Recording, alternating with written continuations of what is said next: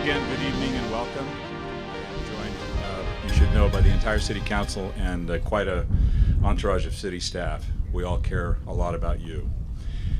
Has it been 5 years, or 5 hours, or 5 minutes? At any time of day, it's all of these. The recollections that sometimes startle and shock and last for a moment at just the hint of a certain sound, and other times memories that linger for hours. In our efforts to rebuild, a process that in its inherent nature has taken too long, I reflect on that evening when our residents were rushing away from this neighborhood. Now, on any given day, I see people coming back to new homes and the expectation of a new life, but with the never-ending recollection of what happened here. In our efforts to make sure what happened here never happens again anywhere, we have traveled near and far, sometimes blocked by the very entities that caused this tragedy and should and could have prevented it. To have to fight for what is ours is frustrating, to say the least, but we need to keep up the fight because something good has to come from all of this. We owe that to those that perished and suffered. It is our legacy to keep the humanity of this event and moment paramount in our efforts going forward. What you see here is not only a neighborhood being brought back, but people rebuilding their lives. For Levon, Greg, William, James, Jacqueline, Janessa, Jessica, and Elizabeth, we owe this to you. We still thirst for the words that will soothe our emotions, and we will never forget. Please join us in a moment of silence.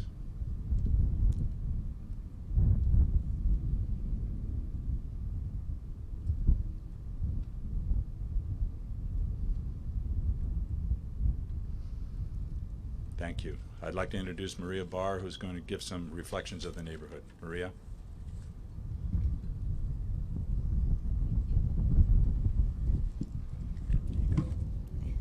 Can everybody hear me?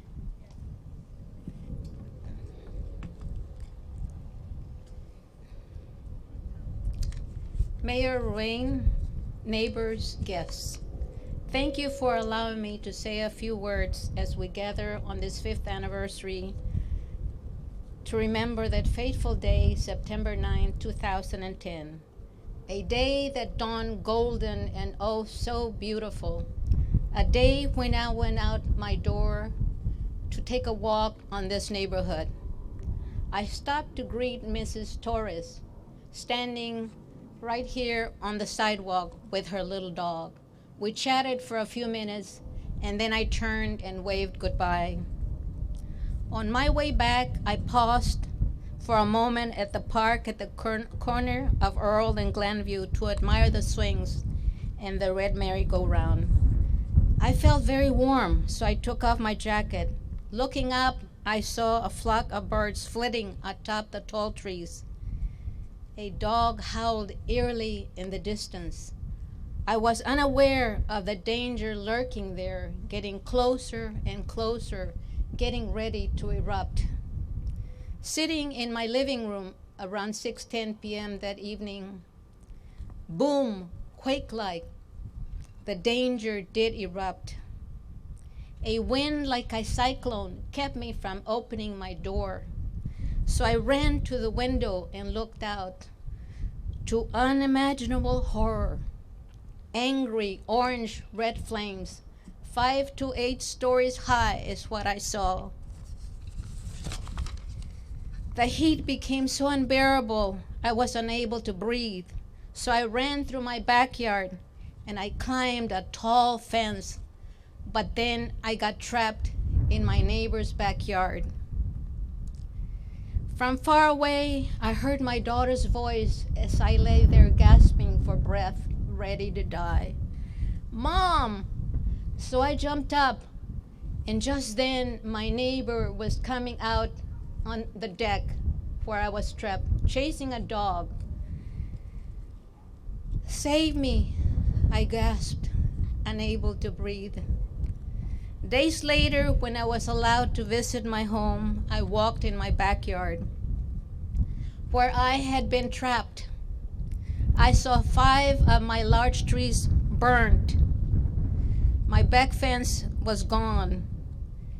Only a grotesque, twisted piece of metal, remnant of a ladder, and globs of molten glass remained, witness to what my fate would have been. Survivor's guilt is hard to bear when I remember that last goodbye. And I ask myself, why did I live while Mrs. Torres and 7 other of my neighbors died? And then little voices from far away respond, so you can tell the story we cannot. And so here I stand. 5 years have passed, with neighbors helping neighbors, and memories and grief helping to erase. Yet there is much each one of us can try to do so that a man-made tragedy like this does not happen again. To those who left us, you are not forgotten. Continue to rest in peace. To those here today, I call upon you to say I love you to your family and friends. And once again, let us all together thank the San Bruno firemen and the policemen and the first responders who came to our aid on that fateful day. Thank you very much.